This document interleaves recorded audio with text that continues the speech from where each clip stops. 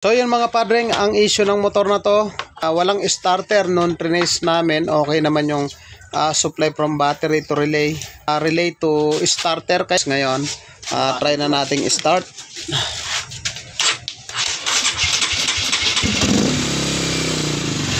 Ayan, mandar na. Ayos na yung motor ni boss.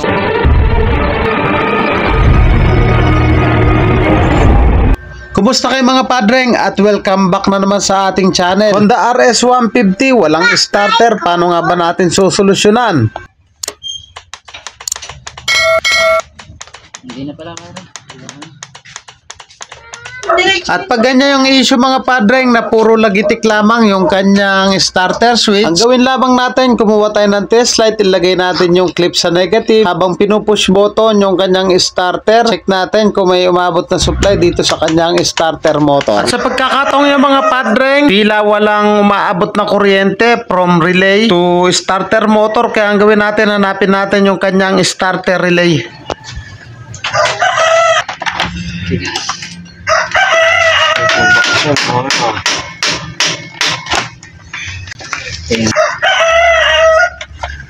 Labas mabe.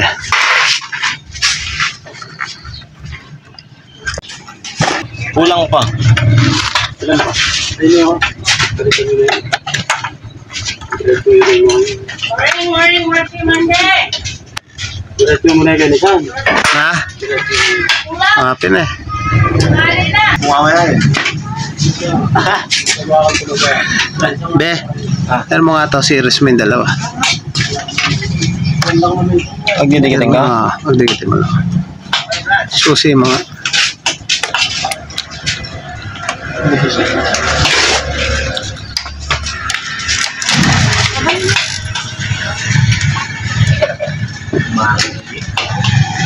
Wala.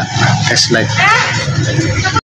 At rinekta ko lang naman yung dalawang terminal ng starter relay, ngunit wala pa rin feedback o ayaw pa rin umikot ng starter motor. At linagay lang namin yung negative clip sa body o kaya pwede rin naman sa negative ng battery. Tapos sundutin natin yung dalawang terminal, dapat dyan may ilaw.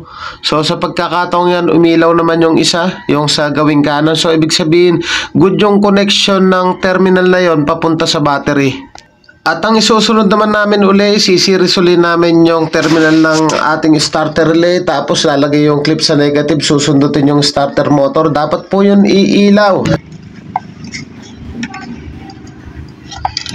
O yan ah. Susi.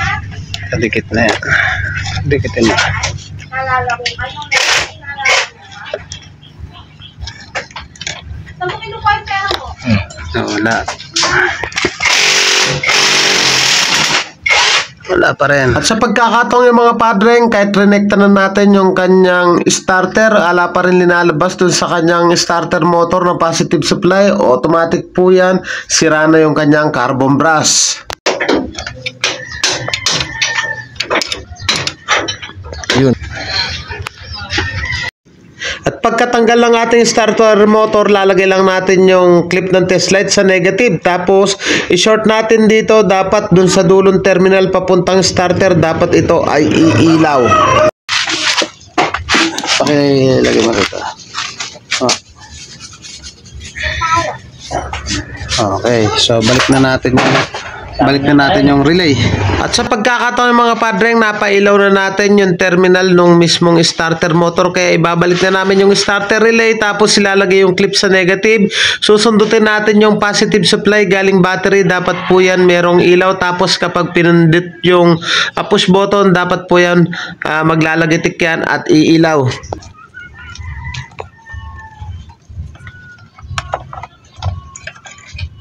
Okay, pakipindot yung ano. Ayun oh, kumpirmado oh. Okay, quality. At ito yung kanyang starter motor. So papalitan natin yung kanyang carbon brush. Siguradong ubos na dahil nga shortage na to. Dahil sa unang video, naka-negative yung ating clip. Abang pinupush button, ayaw maglabas ng positive supply yung mismong terminal. Ito yung iniikot natin.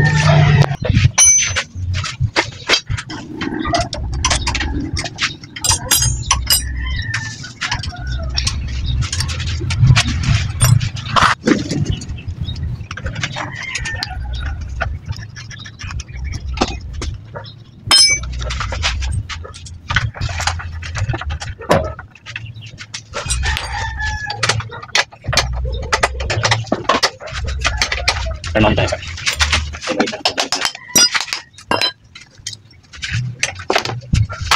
Durog ang carbon brush.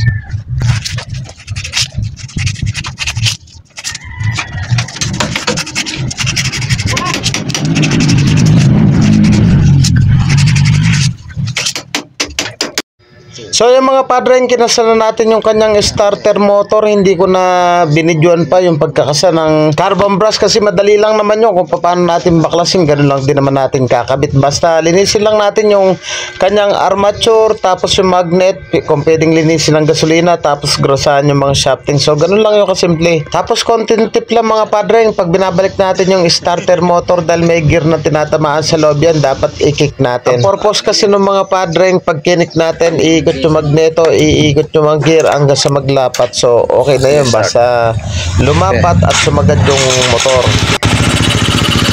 Patay ulit, patay. Patay ulit, patay. Start.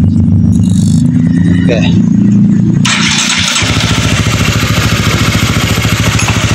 So yung mga padreng, okay na yung motor ni Boss Honda RS 150. Thank you po sa inyo, God bless at mabuhay po.